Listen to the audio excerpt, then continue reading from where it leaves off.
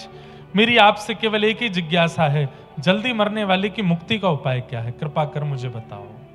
जिसके जीवन के केवल 7 दिन बचे हों, उसको अपनी मुक्ति के लिए क्या करना चाहिए, कृपा करके मुझे बतलाइए।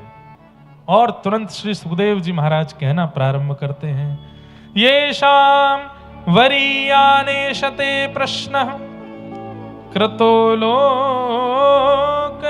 नृप आत्मवेद सम्मतः पुंसां श्रोतव्यादिषु यप्परः। राजन, मैं एक बात कहता हूं कथा में कि प्रश्न का उत्तर दे दे वो गुरु है, पर प्रश्न भी करना सिखा दे वो परम गुरु है। जिज्ञासा का समाधान तो कोई भी कर देता है कई बार, पर प्रश्न क्या करना चाहिए ये प्रश्न करना सिखा दे वो परम गुरु है। आजकल ऐसा होने लगा है, मैं किसी का कटाक्ष नहीं कर रहा हूं, खंडन नहीं कर रहा हूं, और ना ही खंडन और कटाक्ष की भावना से कह रहा हूं। कई जगह कथाओं में प्रश्नोत्तरी होती है, श्रोता प्रश्न करते हैं, वक्ता उत्तर देते हैं। अच्छा है, सबकी जिज्ञासा की पूर्ति होनी चाहिए, पर उन प्रश्नों में लॉजिक नहीं है।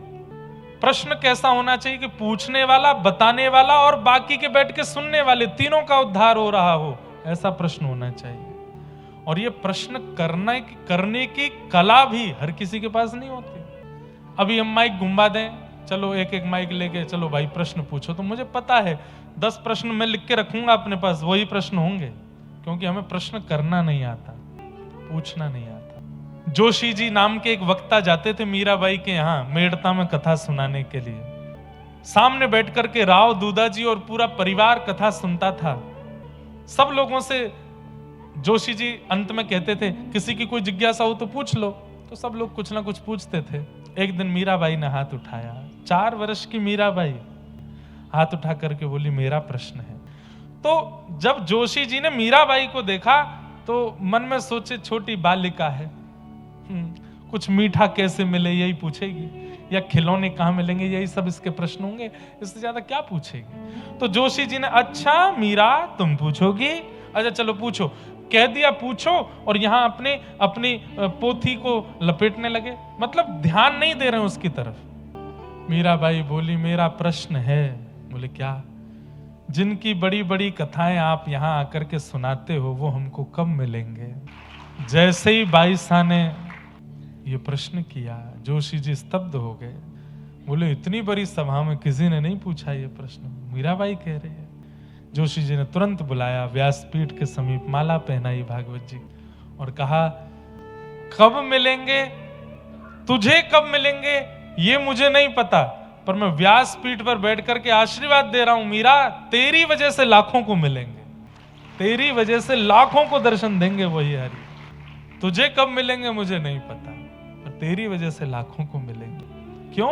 इतनी सभा में तेरा प्रश्न कि जिनकी आप बड़ी बड़ी बातें कह रहे हो, जिनकी आप कथा सुना रहे हो, वो हमको कब मिलेंगे। हमारी ये जिज्ञासा नहीं होती। बंधुओं, अन्न का कण और संत का क्षण बर्बाद नहीं करना चाहिए। एक क्षण ही बैठिए, पर उस क्षण में भी ऐसी बात पूछ लीजिए कि वे भी बताने में आनंदित हो जाएं।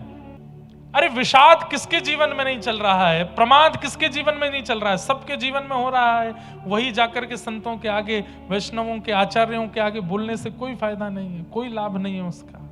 वो बड़ी मुश्किल से कलकत्ता आए हैं, थोड़ी देर के लिए मिले हैं, कुछ ऐसा पूछो जो जीवन भर याद रहे आपको और आपका उद्धार करता रहे।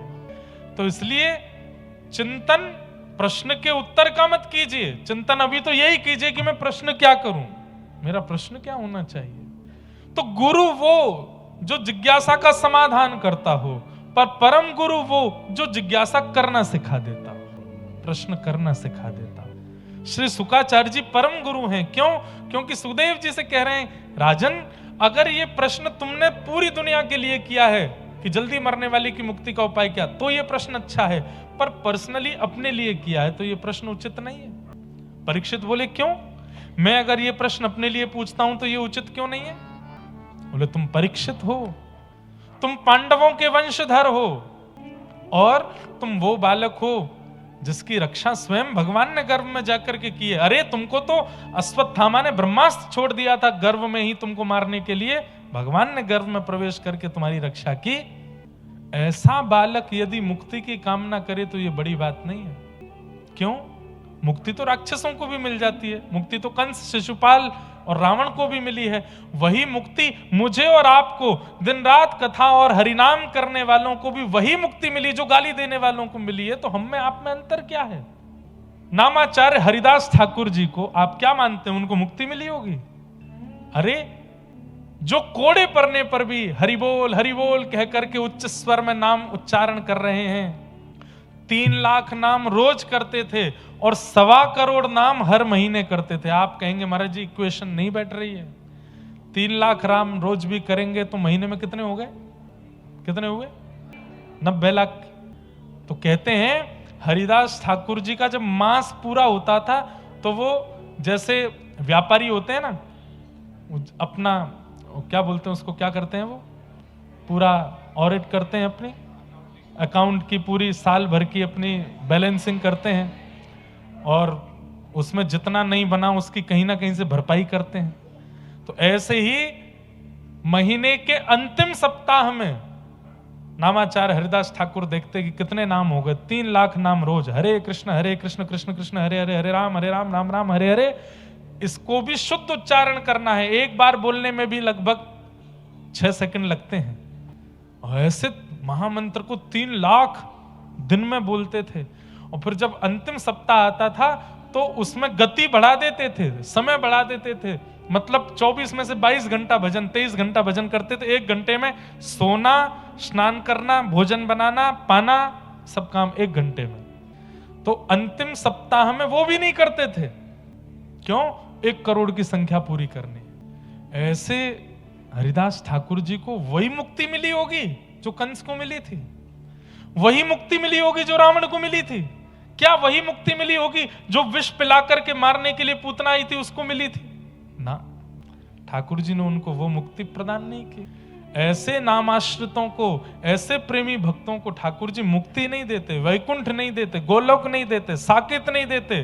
ठाकुर जी निभृत निकुंज प्रदान करते हैं। निभृत निकुंज, निभृत निकुंज क्या है? निज वृंदावन। ये जिस वृंदावन का आप लोग दर्शन करते हैं ये प्रकट वृंदावन है। इसी वृंदावन में एक निज वृंदावन और है। और निज वृंदावन कैसा है? अभी आप बिहारी जी दर्शन करने जाते हो तो बिहारी जी ऐसे खड़े हैं, दर्शन दे रहे हैं। पर निज वृंदावन में बिहारी जी ऐसे खड़े नहीं होंगे। मंदिर में आप जैसे ही जाओगे तो मंदिर में गर्भगृह में देखो ठाकुर जी है ही नहीं। पता चलेगी पीछे खड़े खड़े बोले, अरे कहां ते आयो, कलकत्ता ते आयो, रसगुल्ला लायो कि नहीं लायो? वहां ठाकुर जी चलते फिरते, उठते बैठते, खाते पीते, हंसते सोते जागते मिलते हैं। वो निज वृंदावन है। बिहरत श्याम बिहार ने दो, यमुना जी के तीरे तीरे। निज वृंदावन में ये अचल ठाकुर जी सचल रूप में दिखने लगते हैं। और वहां हमको ही ठाकुर जी कोई सखा या सहचरी बना लेते हैं। जैसे कोई बहुत चतुर चालाक भजन करके ठाकुर जी को प्राप्त करता है। ठाकुर जी कहते हैं तू बड़ा चतुर है, चल मेरो मनसु का सखा बन जा, तू मेरो मनसु का सखा। कोई पाक शास्त्र में बहुत अच्छी कोई माता जी भजन करके ठाकुर जी को प्राप्त करते हैं और ठाकुर जी उसको रसोई की सेवा दे देते हैं। चल मैया नयो नयो भोजन बनाए कर तेरे पास आए के तेरे हाथ पे पाऊंगो। निज वृंदावन में ठाकुर जी अपने सखाओं की मंडली में सम्मिलित करके फिर अपने सेवा करते हैं, अपनी सेवा करवाते हैं। तुम्हारे जैसा भक्त मुक्ति मांग रहा है, वही मुक्ति जो राक्षसों को भी मिल जाती है ना। जीवन के 7 दिन बचे हैं और मुक्ति प्राप्त करने के लिए 7 दिन की आवश्यकता नहीं है, 1 सेकंड की आवश्यकता है। कितनी बड़ी बात है बंधुओं। किसी व्यक्ति ने जन्म से लेकर के मृत्यु पर्यंत केवल पापाचार्य किया, केवल पाप ही पाप किए हैं। लेकिन गलती से श्वास निकलते समय, अंतिम क्षण श्वास का निकल रहा था, उसी समय किसी ने हरि बोल दिया, हरि बोल हरि बोल हरि बोल, और उसने अपने कानों से वो नाम सुन लिया। प्राण त्यागते समय व्यभिचार करने वाला, दुष्कर्म करने वाला, पाप करने वाला वो व्यक्ति अंतिम क्षण में यदि हरि नाम सुन लेता है तो उसके जीवन के सारे पापों को नष्ट करके ठाकुर जी उसको भी मुक्ति दे देते हैं। मुक्ति के लिए साल नहीं चाहिए, 7 दिन नहीं चाहिए, 1 सेकंड चाहिए। अंते नारायण स्मृति। आपके अंतिम क्षण में नारायण आ जाए, बस कोई बोल दे। अरे महादेव पार्वती जी को बताते हैं, व्रजमंडल 4 प्रकार से मुक्ति प्रदान करता है। बहुत ध्यान से सुनिएगा। सबसे पहला, जन्म ब्रज में हो जाए, मृत्यु चाहे कहीं हो, मुक्ति मिलेगी ही मिलेगी। क्यों?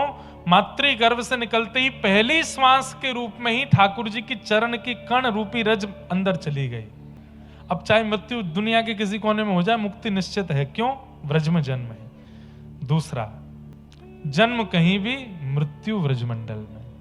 अंतिम श्वास लेते समय व्रज रज अंदर चली गई, मुक्ति है।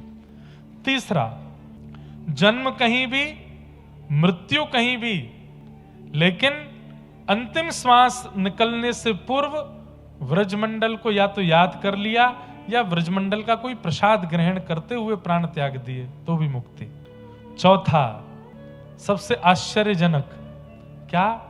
जन्म भी कहीं हुआ, मृत्यु भी कहीं हुई, और अंतिम क्षण में ब्रज का कोई प्रसाद भी नहीं पा पाए। तो फिर क्या हुआ? बोले प्राण निकल गए। घर के सारे सदस्यों ने अर्थी बांध दी, कंधे पर उठा करके राम नाम सत्य कहते हुए लेकर के जा रहे हैं शमशान, और उस शमशान यात्रा में किसी ब्रजवासी की दृष्टि पड़ गई तो भी मुक्ति। इतनी मुक्ति प्रदान करता है। कोई ब्रजवासी देख ले तो भी मुक्ति है। तो मुक्ति ये तो बड़ी सरल है। मुझे और आपको मुक्ति की इच्छा नहीं है। सुखदेव जी के लिए, सुखदेव जी परीक्षित से कह रहे हैं मुक्ति नहीं, क्या मांगो? बोले मुक्ति का मतलब है मृत्यु के बाद भगवान का दर्शन। मेरी और आपकी ये इच्छा नहीं होनी चाहिए कि मृत्यु के बाद भगवत दर्शन हो। हम तो भक्ति मांगे, जीते जी भगवान का दर्शन, जीवित अवस्था में भगवत अनुभव करना। हमारे जीवन के जितने दिन बचे हैं, आज से हमारी एक ही उद्देश्य हो जाए। पता नहीं कितने दिन बचे हैं, किसी के 4 दिन बचे हैं, किसी के 4 घंटे बचे हैं, किसी के 4 साल, किसी के 40 साल, जितने भी बचे हैं ठाकुर जी को पता है। बस इस जीवन के अंतिम क्षण में नाथ आप मिल जाना, आप दिख जाना। मुझको राधा रमण कर दो ऐसा मगन, मुझको राधा। नेत्र बंद करके गाओ सब लोग।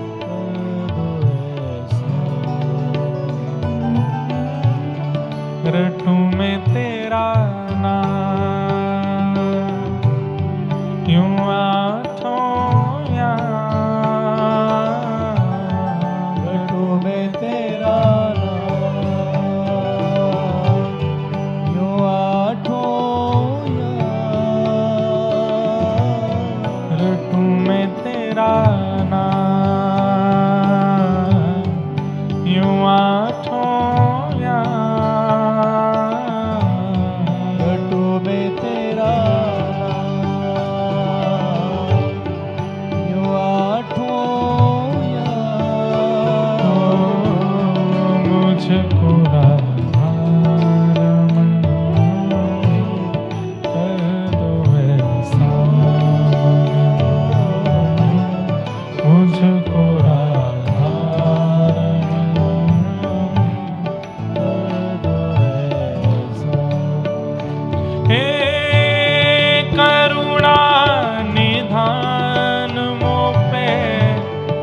कृपा कर रीझिए, करुणा निधान मोह पे कृपा कर रीझिए, करुणा निधान मोह पे कृपा कर रीझिए, करुणा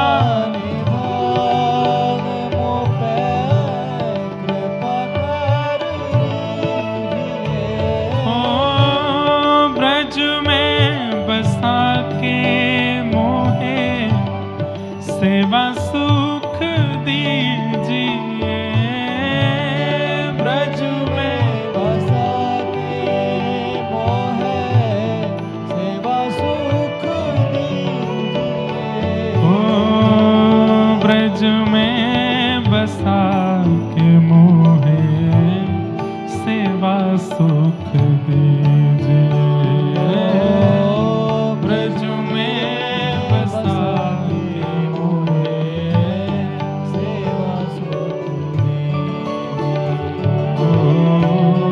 ता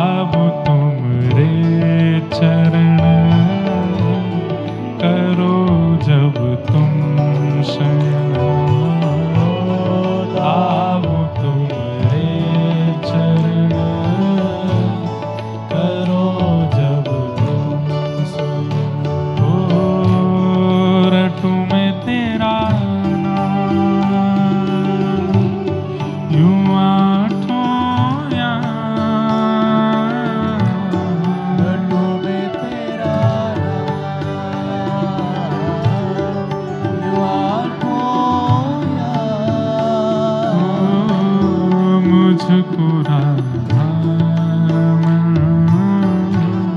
कर दो ऐसा, मुझको राधा कर दो ऐसा, ओ मुझको राधा कर दो ऐसा, मुझको राधा कर दो ऐसा।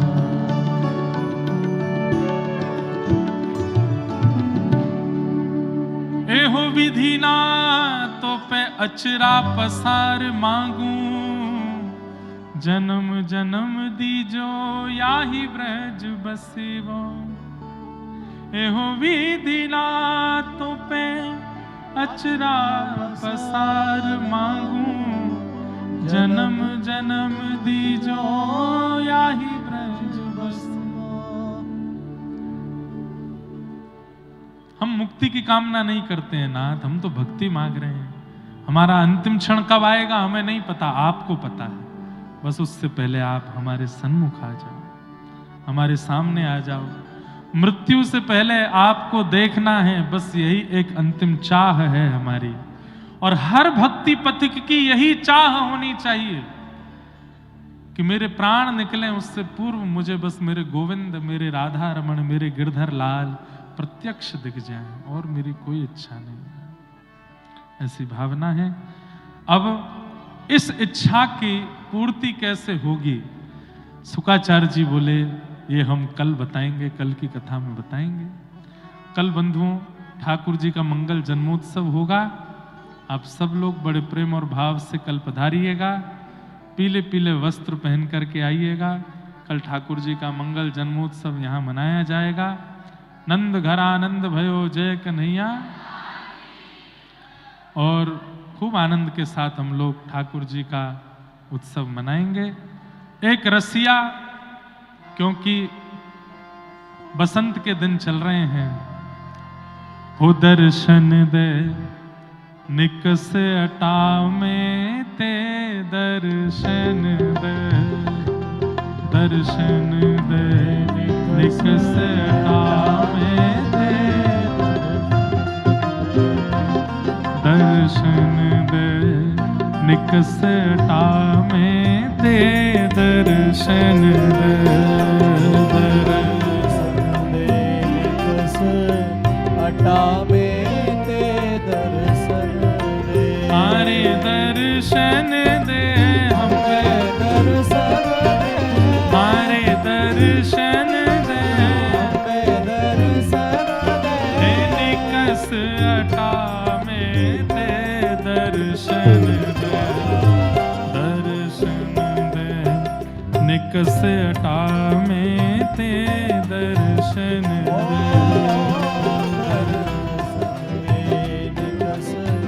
अटा में ते दर्शन दे, निकस अटा में ते दर्शन।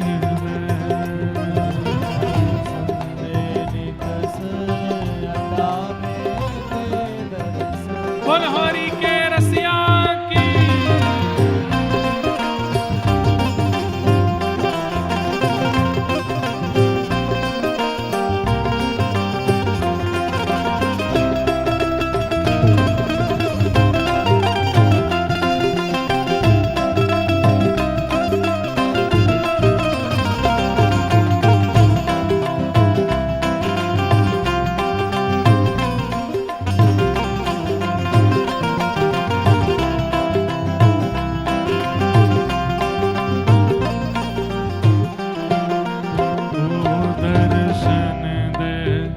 निकस अटा में ते दर्शन दे, दर्शन दे निकस अटा में ते दर्शन दे। तू तो है वृषभानु नंदनी, तू तो है वृषभानु, तू तो है वृषभानु नंदनी, तू तो है वृषभानुनंदनी। जो निकसो चंद्र घटा में तेजो, रौनक सोए चंद्र घटा में जो तेजो। निकसो चंद्र घटा में तेजो, रौनक सोए चंद्र घटा में तेजो। दर्शन दे, दर्शन दे, निकसे हटा में ते दर्शन ओ दे। दे निकस हटा में ते दर्शन। आज बिरज में होली रे रसिया, आज बिरज में होरी रे रसिया। होली रे बरी जोरी रे रसिया, होरी रे बरजोरी रे रसिया। हे होरी रे ब्रज जोरी रे रसिया। होरी रे बरजोरी रे रसिया। हे आज बिरज में होली रे रसिया, आज बिरज में होरी रे रसिया। नंद गाँव के कुंवर कन्हैया, नंद गाँव गाँव के कुंवर कन्हैया। नंद गाँव के कुंवर कन्हैया,